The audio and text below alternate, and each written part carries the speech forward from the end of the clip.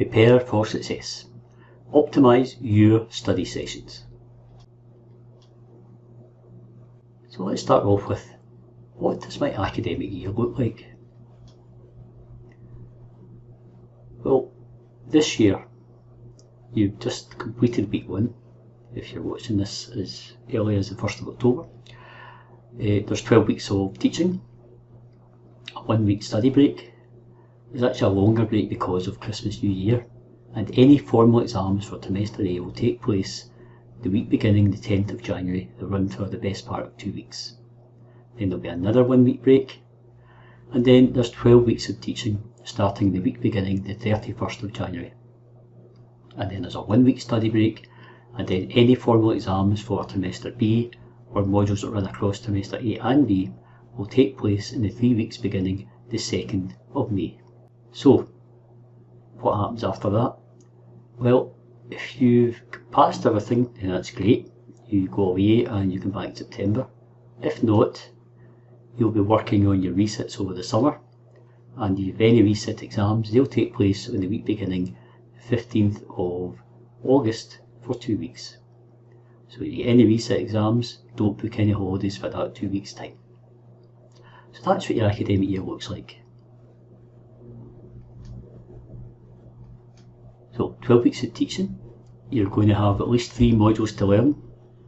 Trimester A, you might have more in the first year, sometimes a lot of half credit modules, like 10 credits a half module. Multiple courseworks to attempt during your teaching. And from this week right now, you've got 16 weeks up until the start of the formal exams. So heads up, trimester A, the time will fly in. Before you know it, it'll be Christmas. Trimester B, it'll be the same again. So, is there plenty of time left to prepare for success? Yeah, absolutely, if you use your time wisely. So let's have a look at this, bit of fun. Quick glance at that. What do you see? Did you see success is nowhere, or success is now here? Hopefully it was the bottom one. Moving on. So where do you start? It can seem like quite a big thing, a lot of work to do, so much to review and revise. But I'll ask you a wee question. How do you eat an elephant? How do you eat an elephant? Answer, 1 piece at a time, or 1 bite at a time. So what you actually do is you break down your study materials into manageable chunks, because you'll find that your memory is better able to cope. Next question would be, do you have a study plan? Put quite simply and directly, failing to plan is the same as planning to fail. So you need to make a study plan for each week if you want to be successful, all the way up to the exams, if you've got exams. You then block out the times when you absolutely cannot or choose not to study. And you pick times that you can study from what's left. You put them in your plan and commit yourself to those times. If you imagine, if you study for 1 hour per day, 5 days a week, for 12 weeks, that's 60 hours in the study bank. 2 hours a day, that's 120 hours in the study bank. 3 hours a day, 180 hours in the study bank. 4 hours a day, 240 hours in the study bank. You see from the graph, it's quite a big increase for fairly subtle changes. So here's a weekly revision plan, very simple. On the left hand side, Monday to Sunday. Along the top, 9 AM to 10 PM, 1 hour slots. First thing you probably do is fill in your classes, so that's the times you're working already. And then you look around for the time you have where you're not committed to studying, and then decide how much of that you're going to use. So this example, Monday, Tuesday and Thursday, booked in study time from 7 o'clock to 9 o'clock in the evening. A Wednesday, maybe you don't have any classes on Wednesday afternoon. Instead of going home to university, if you're in the university, you could study then. You have the Wednesday evening put in your personal time. maybe you decide, you know what, Saturday is going to be my day off, I'm not going to do any studying, I'm going to have fun for me, and maybe I'll do a couple of hours on the Sunday afternoon. It's all up to you, it's what you can commit to, but do your plan each week and stick to it, and those study hours will build up. So how can you optimise your study? Well, memory wise, we tend to remember the first things we hear and see, that's called the primacy effect, and the last things, that's called the recency effect, a lot more easily than the things in between. It's not unusual to sit through 2 hours of a lecture, for example, and you realise later on that the bit in the middle, you don't remember much about it at all. When you're studying, to be quite honest, less than 20 minutes isn't enough. And more than 40 minutes does lead to a drop in concentration for most people. And understanding and recall are at their optimum when the study period is between 20 to 40 minutes long. But that's not set in stone, everyone's different. Some people could do a bit more, some a bit less, but they're usually not as successful. But really that's what you're looking at doing, something along those lines. It's not hard and fast, it's guidance. Now this graph here, this was created by a gentleman called Tony Buzan, who actually created the mind mapping idea. And what the graph shows is that the bottom line, the green line, that 2 hours after studying, or the point in time where learning starts, 2 hours after that, the actual amount recalled has dropped to about 30% after 2 hours. So that's recall where no breaks are taken and learning continues for more than 2 hours. So quite a long haul, non-stop, and you actually end up remembering not very much at all. The next line up is the brown line, and that is a recall curve where no breaks are taken for 2 hours. So you take a break after 2 hours, your recall drops a wee bit to under 50 and then creeps back up to about the 60 mark. However, if you look at the top line, the orange line, and take planned breaks, in this case there's 1, 2, 3, 4 planned breaks across the 2 hours, you actually end up recalling at least 75% of the material. Short breaks, intensive study is more effective than a continuous long slog of studying. What you could do is first few minutes, last few minutes of any period of study are the best for remembering.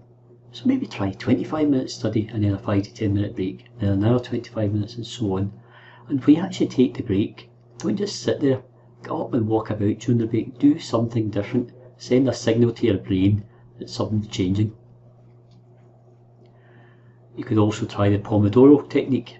It's conceived by Francesco Cirillo in the late 1980s. There's lots of apps available in the App Store.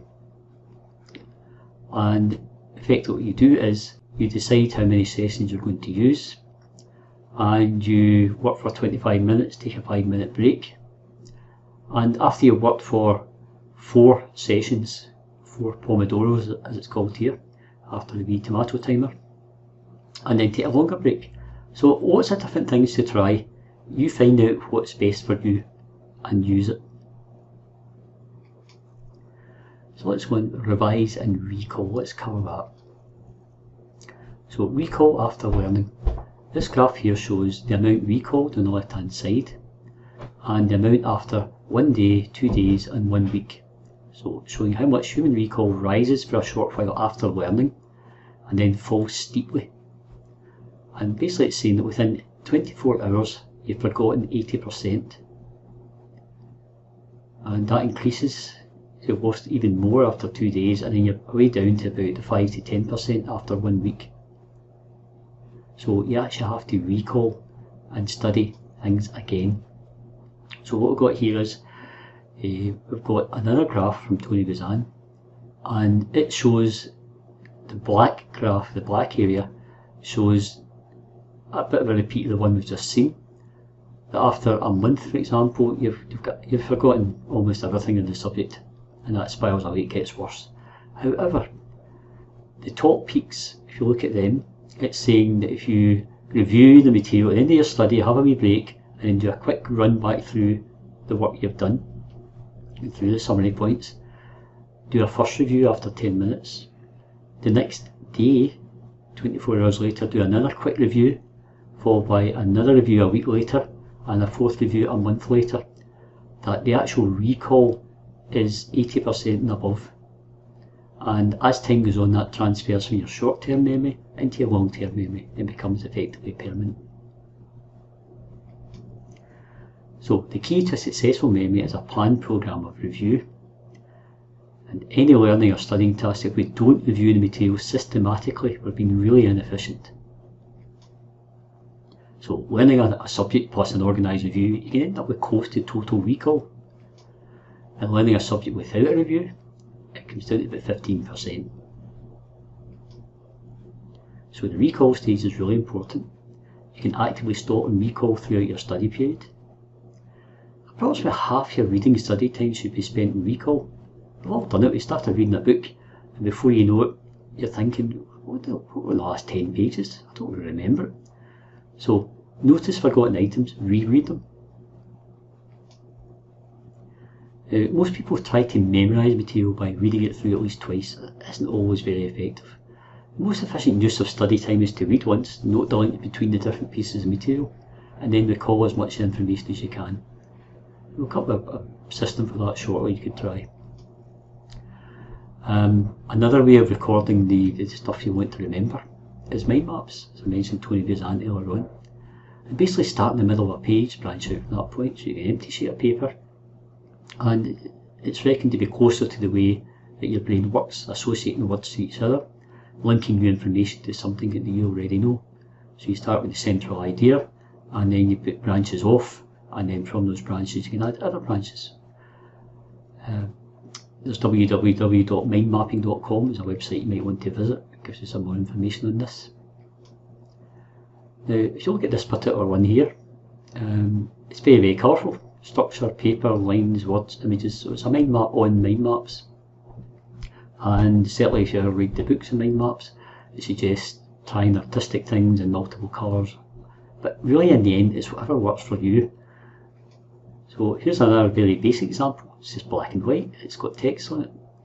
Again, it worked for me. It's the way I work. So colour and artistic talent is a bonus, but it's not essential. So don't be put off mind maps if you're not into fancy sketching and fancy colours.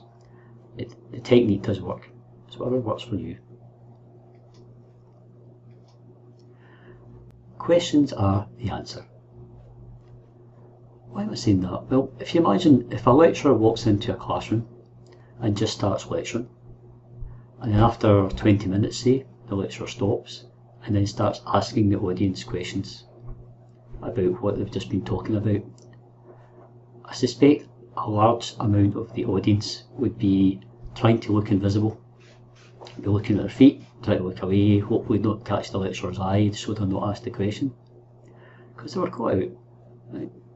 However, if a lecturer walks in to a lecture and at the very start says, I'm going to talk about a subject for the next 20 minutes, and at the end of 20 minutes I will ask you questions.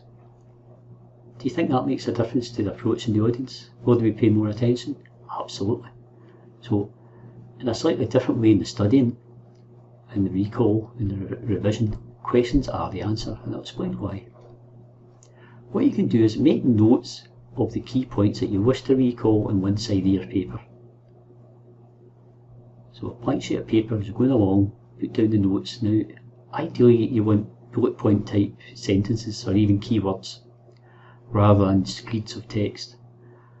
And then on the other side of the paper, during your breaks for example, when you've done something different and you're catching up, put a list of probing questions about the key points on the other side of the paper. So you're taking your notes, they're effectively the answers of the questions, then you're going to create questions, put them on the other side of the sheet of paper, and therefore you'll have questions and answers. Then what you can do is, perhaps 24 hours later, you can pull out, instead of pull all your papers in the previous study session, take out your sheet, your revision sheet, and then run yourself through the questions. And the beauty of that is, as you go through the questions, the bits where you do remember the answers, you're reinforcing yourself, you're feeling confident, And the bits where you don't remember the answer, you can then quickly flick to the other side and go, okay, I need to reinforce that, I'll learn that again. It's a very, very quick way of building confidence and also highlighting areas where you need to do some more work. So you use the questions to test yourself the next time you want to review the subject. Say ideally 24 hours later, then 7 days later, then 3 or 4 weeks later. So the follow-up review periods are much shorter than your first review period, as you will have been installing the information into your long-term memory. You've got the questions and the answers pre-prepared. That's an example there. So one side you get the topic to summarise the points you want to remember, use keywords, bullet points, and the other side the questions. And then there's review periods. Very simple, A4 sheet of paper. Another technique, do you reread or recall? Whenever possible, read aloud. It's not always possible, I realise that if you're in a library or somewhere public, it's not something you're going to do. However, if you're by yourself, you can do it, and that way you're installing the information visually and orally at the same time. And another thing to do is reward yourself when you've achieved what you've set out to study. If you've stuck to your study tasks over a week, stuck to your schedule, reward yourself. There's got to be a plus point on this as well. As you're going through these texts, learn to identify and use keywords. You can use the keywords to trigger a range of memories, a range of information. A lot of teaching staff, when they're using their PowerPoints, don't have huge amounts of detail crammed in the PowerPoint. They'll use each line as a bullet point to remind them of the things they want to talk about, and they'll talk to those points. So you can use the same techniques. So using keywords can help you summarise and crystallise the main points of the material. A sequence of major points can be remembered by using a sequence of keywords rather than paragraph after paragraph of text. Another thing is, when you're looking for keywords, rely on your first instincts. Keywords will mean something to you, they'll jump out at you. If the books and papers are yours and they're okay to use, highlight them, put pens, use highlighter pens. Make the books work for you, to highlight the word or phrase that covers what you want to remember. Another thing you can do as well when you're reading the text is, when you're taking notes, convert them into your own words to check you really understood and to improve recall. So you're getting a bit stressed out. Remind yourself why you're doing this. You've got a lot of work coming your way, but why are you doing this? Why are you putting yourself through this? What's in it for you that makes it all worthwhile? What's your aim? How well do you want to do? You want to hit your target and dead centre? Because in the end, this is all for your future. It's to help you get the job you want, get into the career you want. You do the work now, and this opens the doors for you as you pass things. What do you need to do as well as you want to do? Summary. Have a study plan and follow it. Take breaks during your study period. 25-minute study sessions are a good starting point, and then tweak it to suit. Whatever works for you. Use questions to help you revise and recall. And reward yourself when you've accomplished what you plan to do. If you need some support regarding the study side of things or academic writing, get in touch with your Learning Development Centre. The contact details are there. You can book online, you can phone us, or email askldc@gcu.ac.uk, and we're in M534 in the George Moore building. Thank you.